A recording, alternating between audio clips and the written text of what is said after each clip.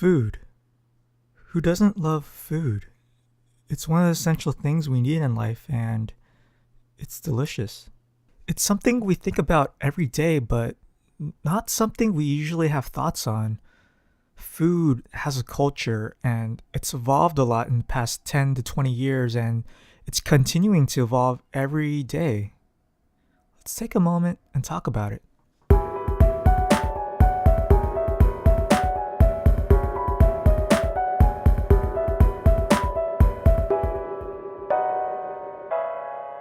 Hello and welcome back to Moment of Zen, a podcast about everything and nothing. I am your host, as always, Johnson Zen. Before we begin, I just want to get through a little bit of house cleaning. First of all, I want to thank everyone for their support from the first episode. I really worked hard on this project, and it means a lot to me to see all the support that I'm getting from friends and family. And if you didn't get the chance to look at the Facebook post that I posted a few days ago, I'll be uploading the episodes every Tuesdays, 5 a.m. Pacific time, 8 a.m. Eastern time, so that you can listen to the podcast on your way to work, school, or whenever is best for you. And one last thing before I start, if you have the chance, please go on iTunes and rate and comment on this podcast. It would really help to get this podcast into the iTunes charts, which will only help this grow, and it only takes a few minutes, and I really appreciate it. And again, thank you all so much for the feedback. I'm still trying my best to improve and make this into something much bigger than it is right now. So anyways, let's get started. First off, I want to ask the question, what is food culture? Well, it's just the culture of food. I think it's important to mention, for those who don't know, that I am what many of the older folks refer to as a millennial. I'm in my mid-20s, and everything I'm going to be talking about is based on loose research and some things based on my own personal experience. I think that there definitely is sort of culture to food. And what do I mean by that? Well, if you look at the history of the relationship between food and people, for the first humans, food was just a mean of sustenance. They needed it to survive.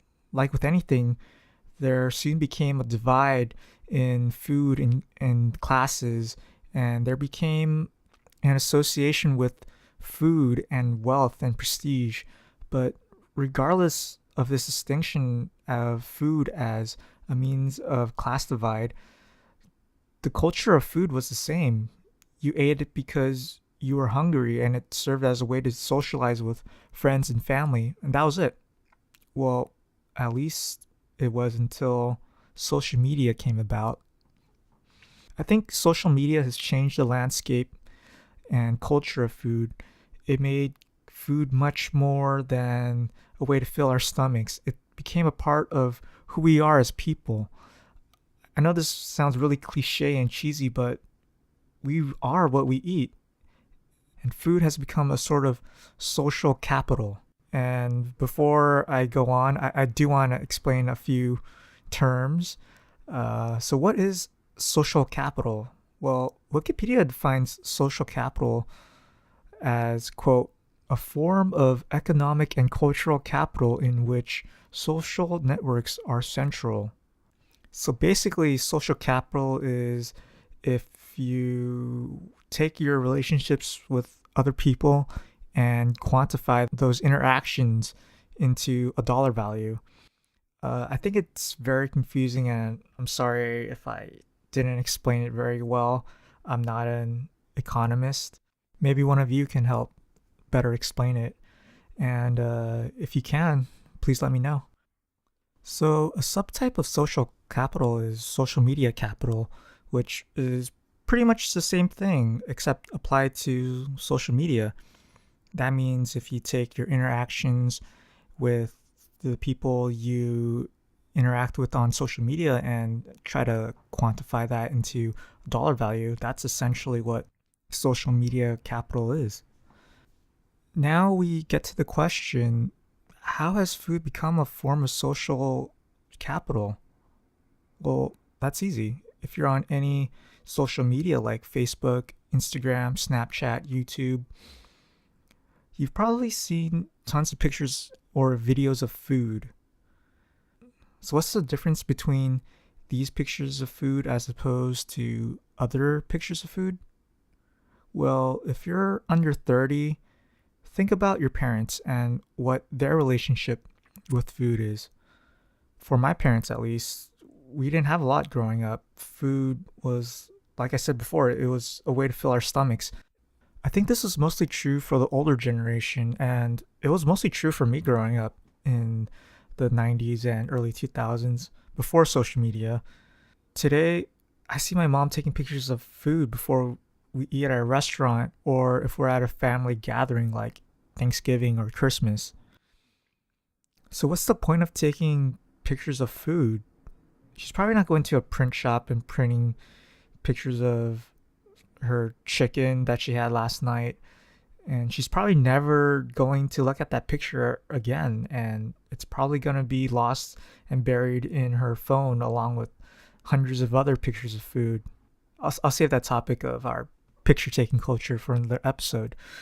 But the point I want to make was that the picture of the chicken wasn't for her, it was for her social capital. What I mean by this is that she's taking the picture for her WeChat. And for those of you who don't know what WeChat is, it's a social media app developed by some company in China. And it's sort of the Facebook of China, except that it does a lot more than just network with friends and people. There are a lot of other different functions with it. And it's sort of the kind of go-to app in China. Anyways, what I wanted to say was that she was taking pictures of food for her WeChat. And I'm sure you know someone who's done this before.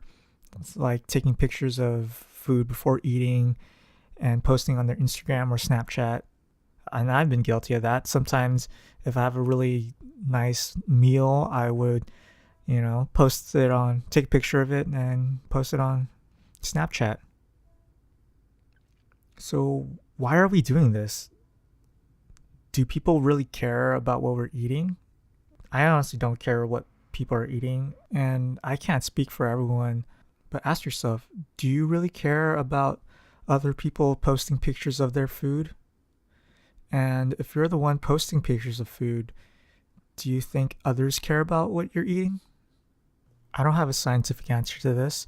This isn't my field of study, and this isn't something that I'm an expert in, nor am I qualified to really be talking about this.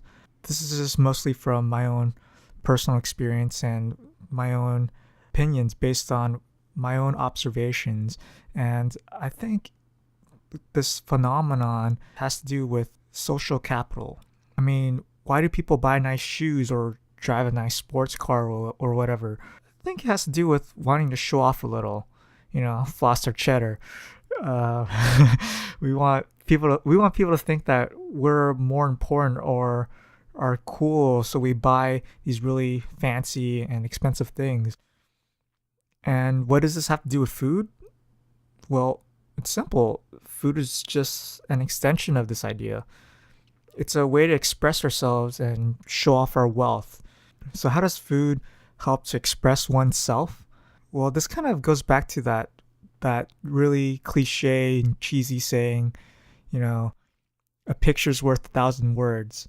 I know a lot of people are probably cringing and kind of rolling their eyes at that really cheesy statement, but just imagine this. Taking a picture of yourself eating a massive steak says something different about you than if you take and post a picture of yourself eating a salad, because you get to choose and filter out what you want others to see you eat and sort of filter that in a way to showcase yourself. That is sort of a way to kind of express yourself.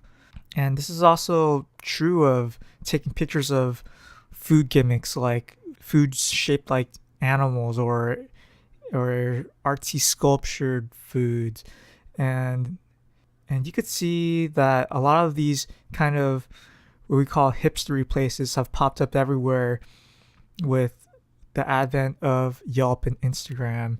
And I would say about 10 to 20 years ago, food was served as is. You know, you get it on a plate and there it is.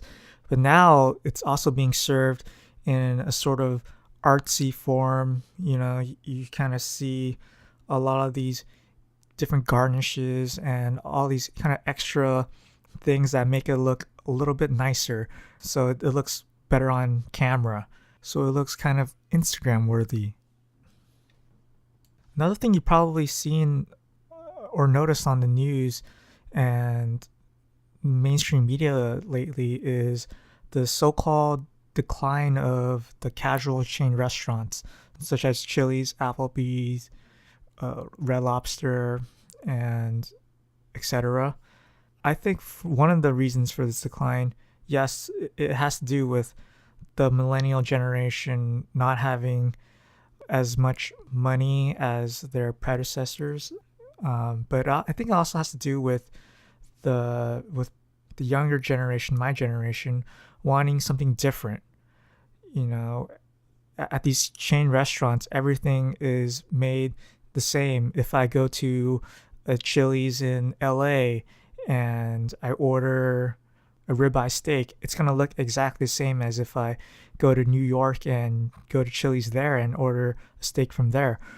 I think what this kind of food culture has done is we want to kind of find something unique, something that kind of makes us different. We don't want to be this kind of mass manufactured piece of food. We want to express ourselves in something that is different, and these chain restaurants don't provide that. We need to go to a hole in the wall or some other kind of hipstery place to get something unique and different from what you would get at a casual chain restaurant. And the other way that food has become a form of social capital is that increasingly it's become a showing of wealth, a display of wealth. Let me stop there. Food has actually always been a sign of wealth. There are certain foods that we consider as kind of luxury foods that represent wealth, like lobster, steak, caviar, truffles, etc. And similar to why you want to drive around a Lamborghini or carry a Louis Vuitton $500 wallet, part of us wants to show off that wealth. And before social media, food was not part of that equation. We couldn't show off our wealth through food before social media. Nowadays, we can show people that we're eating a $500 cut of A5 Wagyu beef or a gold leaf encrusted bagel topped off of caviar. Think about it. How many of you would want people to know that you're eating a meal that costs $500? And the only way to really prove to people that you're eating that is if you take a picture of it, or you take a picture of yourself eating it, or a video of you eating it. I mean, come on, it's 2018. Pixar didn't happen, bro. Anyways, going back to the story of my mom at my age, she didn't have much. When she was growing up in China, to her, having any type of meat was a sort of luxury, because back then in the early 1970s, when she was growing up, meat was something only the wealthy was able to afford, and only the wealthy, they were able to eat meat regularly. And when she was growing up, meat was only eaten on special occasions like New Year's or birthday. So when she takes that picture of the chicken or turkey, it's kind of her way of flaunting her new wealth now to her friends who were also in a similar situation. So when her friends open up that picture of chicken or turkey or whatever, they kind of understand that, oh, now she's made it. She's at a better position now. She's in a better position of wealth now. And I think this is where we currently are with our relationship with food. But as I mentioned before, our relationship and culture with food is constantly changing. One of the biggest changes of food is the idea of social eating. So, what is social eating, you might ask? Well, very loosely, and please don't quote me on this since I'm not an expert. Social eating is essentially this phenomenon of people making videos, vlogging, blogging about going to different restaurants and trying out new foods and trying out these different places. And I think within the past, I would say 3-4 years, there's been an influx in a lot of YouTube channels dedicated to kind of finding new places to eat and kind of these eating establishments. And in a lot of these videos, the format is you have a host that kind of maybe goes to a new city or a new town and they find a new restaurant and maybe talk to the owner about it and learn a little bit about that restaurant. And they'll talk about how the food is made, what goes into it, and maybe a little bit about the history of the town and its relationship with the restaurant establishment. And then you get to the social eating aspect of it, which is basically the host eating the food in front of the camera and we as the viewers watching the host eat. And to some people, this sounds really weird and crazy, but there are people that do enjoy watching food being eaten and consumed and enjoyed. And it's just that sort of experience that people are kind of drawn to. And that is something I think is very unique to this generation. And watching others eat food is a sort of a shared experience between the host and the viewer. And people who are probably older probably won't understand that there are people who enjoy watching others eat food. And I think this is that same group of people who also don't understand why folks watch others play video games. And I think it's just a sort of cultural misunderstanding between the older and younger generation of people, which leads me to this new sort of phenomenon of live streaming. And what live streaming is essentially it's streaming that video live. So as you do something, it's essentially being broadcast live as you're doing whatever you're doing. And there are different platforms where you can live stream, such as Facebook, Instagram, YouTube, and by far the most popular is a website called twitch.tv, which is, I believe, owned by Amazon now. Live streaming social eating has really kind of popped up within the past few years, and it's really kind of taking the internet by storm. And it's impossible to talk about live streaming social eating without, of course, mentioning mukbang. So mukbang comes from Korean word for eating, muknoon, and broadcast, which is bangsong. And sorry to all the Korean speakers out there for butchering your language.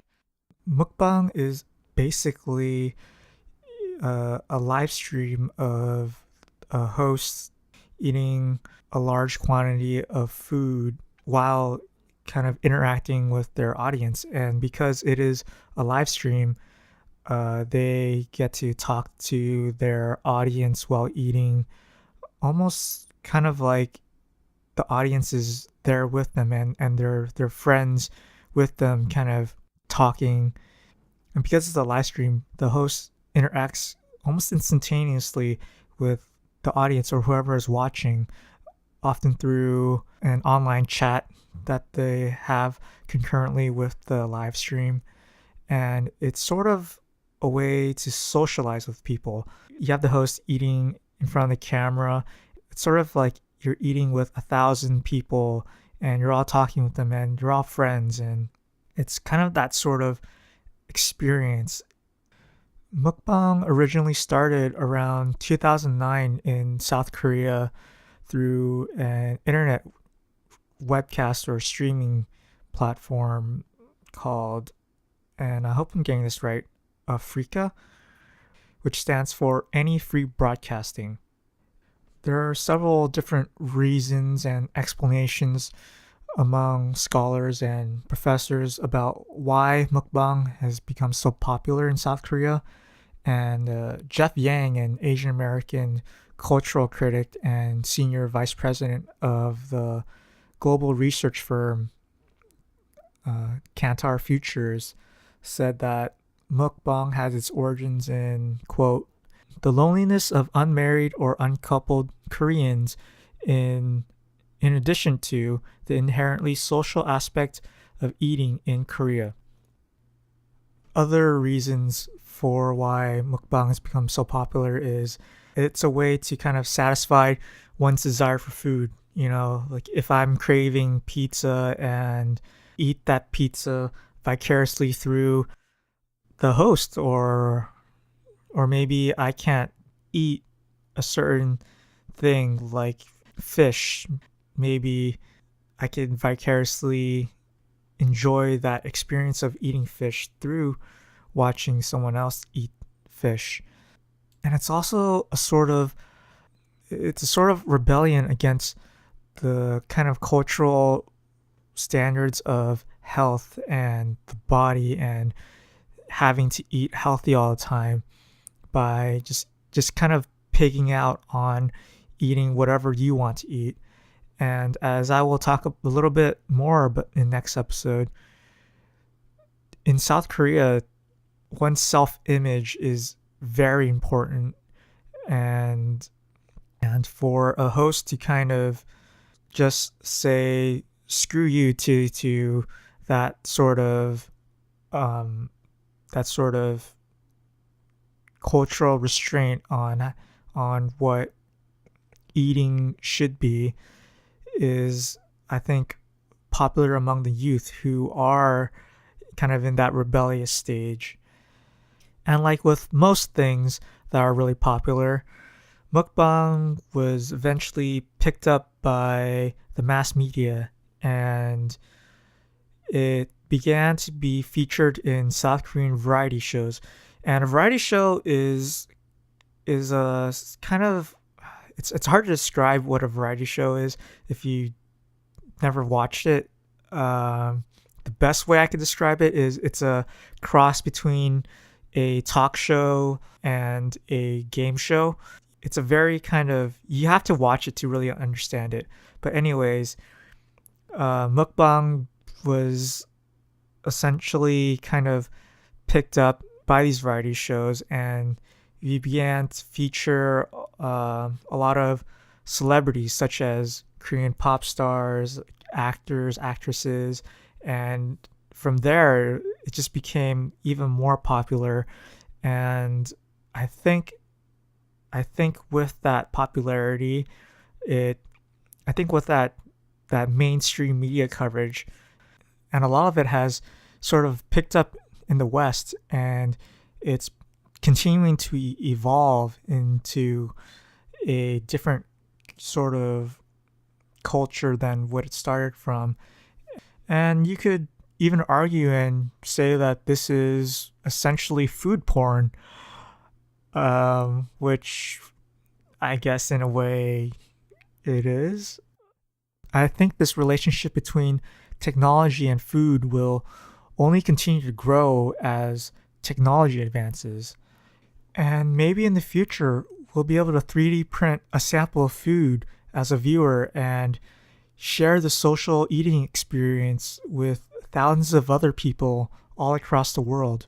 Well, wherever it takes us, I'm sure all my fellow foodies out there will be following as well. Thank you all so much for tuning in, and this has been your Moment of Zen. And before I go, please remember to rate this podcast on iTunes if you haven't already. And again, it would really help out this podcast gain more exposure and help us grow. And I'm still continuing working on improving this podcast, so please give me any feedback that you have and let me know how I'm doing so far. Thanks again, and until next time, take care and stay fresh. See ya.